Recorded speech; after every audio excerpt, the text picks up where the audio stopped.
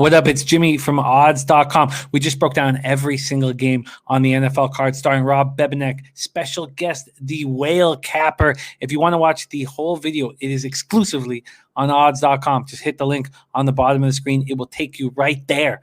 Let's move on to our next game. We're going to start Sunday. We're going to go down the rotation numbers, and then the Whale Capper will be joining us for the last three games. We're going to start with Eagles.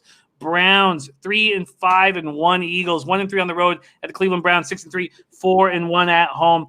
The Browns open up juiced -3, very similar to the game we just spoke of, the Seahawks game, except that a bunch of books have already moved it to 3.5.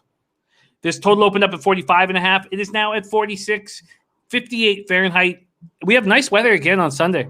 We've had a lot of nice weather here in North America. So 58 Fahrenheit, showers, 15 miles per hour wind. We dealt with a lot of weather the last two games the Browns have been in at home, but we're not going to deal with it too much here, although the winds are 15 miles per hour. We'll see if that changes closer to game time. Eagles looked awful in their bye week. Off their bye week. Awful. 27-17 loss at the Giants. They got Miles Sanders back, Alshon Jeffrey back, and it didn't help their offense. Miles Sanders looked good, ran 15 times for 85 yards. Alshon Jeffrey was non-existent. 0 catches while only being targeted once. Carson Wentz ended up 21-37, 208 yards, 0 touchdowns, 0 interceptions. They were 0 for 9 on third downs. They're a healthy squad. Left guard Nate Herbig was a late scratch because of a finger injury. Safety Rudy Ford is dealing with a hamstring injury. They're a healthy squad. Browns coming in off a 10-7 win at home versus the Texans. Chubb returned from injury, finished with 126 yards on 19 carries. Kareem Hunt ran for 104 yards on 19 carries. Cleveland held the ball for the final 4 minutes and 54 seconds against the NFL's worst rushing defense.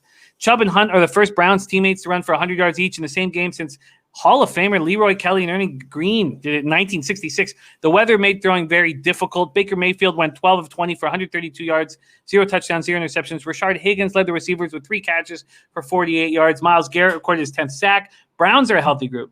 Offensive lineman Chris Hubbard remains on the COVID list, and linebacker Jacob Phillips remains questionable. Bebsie, Eagles, Browns, take it away. I mean, it's hard not to back Cleveland here. They're just a better football team. And look, again, everything has to go through the run game. You had 200-yard rushers since, what do you say, 1963? 66, yeah. I mean, look, I just love – I love the Browns to just run hard on the Eagles. And if they do that, if they can control the clock and run this game and make Carson Wentz throw the ball in bad weather, I just don't see how the Eagles can do it. I don't know how they match that running game. I don't know how they stack up. You can tire out that defensive line, which is really the only strength of the Eagles right now. And look, Wentz has had 2 games this year where I thought he looked great, and he's had every other game where I think he's looked terrible. So I don't know. What does Prince in the City think of the Eagles this week? Well, I know what he wants to do. He wants to fade them. I don't need to ask. Christian Larson saying Doug Peterson sounded emotionally drained in a recent radio interview. The Browns believe in themselves.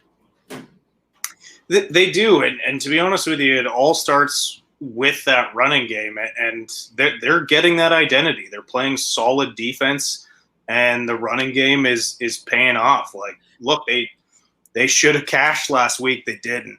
I feel like this week they do. But the Texans are not a good football team. They lose by 10 to the. They lose by Philadelphia is. No, but I just mean like they lose by 10 to the Raiders.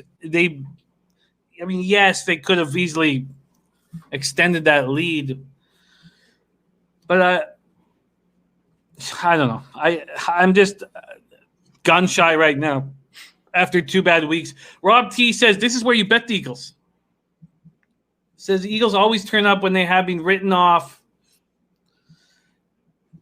Mr. Funmonk says if high wins in Cleveland, bet the under. Not only will there be high winds, but there's going to be rain, which doesn't always lead to defense, as we've seen. And as Dennis Garcia points out often, how it's much tougher on the secondary in rain than it is on the offense in rain. What do you think of this total? It's inching up.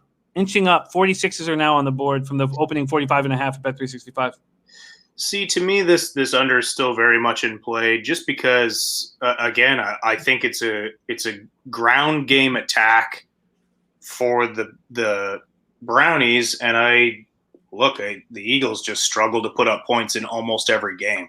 So regardless of the weather, I think this is an underplay. Yeah, I think this is an underplay. I think it's almost a simple underplay. I mean, we know nothing is.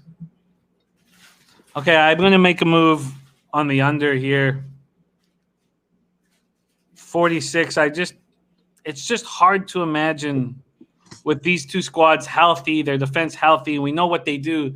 They run the ball. And, yeah, Christian Larson says, agree with the under. Okay, Gerald Jones leaning under. Mr. Funmonk says if high wins leaning under or bet the under. All right, well, that's a move that I plan on making. Under 46, Philadelphia, Cleveland, and that's available right now. Anything official for you, Bebsie? Do you want me to line shop for anything? You know what? I don't know if I want to sit and watch that line and jump on it later in the week, or if I want to just get it now. Well, I'll just give you the option right now, and you'll have time to think about it. I'm going to move over to the odds.com odds page. I just had it up here. Let's just also see what the action is on this game, if that's up yet. Wow, it's everything's on the under. 80% of cash, 74% of tickets, 79% of cash, 80% of tickets are on the Browns as well. You know, I'm going to jump on that now because I think it's only going to go down. Yeah, it's interesting. It's a red flag when you see all that money on the under and it go up a half point. The best total I could give you right now, there's only 146. It's at PointsBet, minus 110. You want it? Yes, sir. All right, we are both on the board.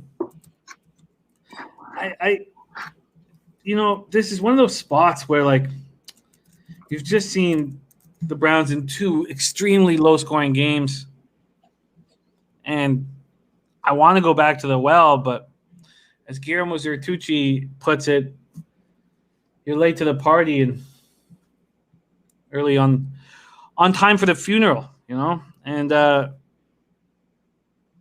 but it makes sense. It certainly makes sense at this point. The under 46 in that spot.